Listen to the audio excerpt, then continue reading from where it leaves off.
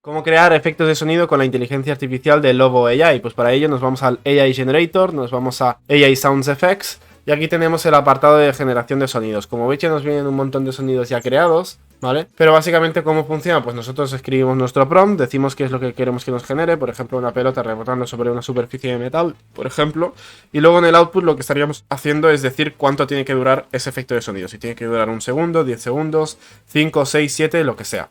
¿Vale? Entonces ahí le diríamos a Create y con esto habríamos creado nosotros nuestro efecto de sonido gracias a Jenny.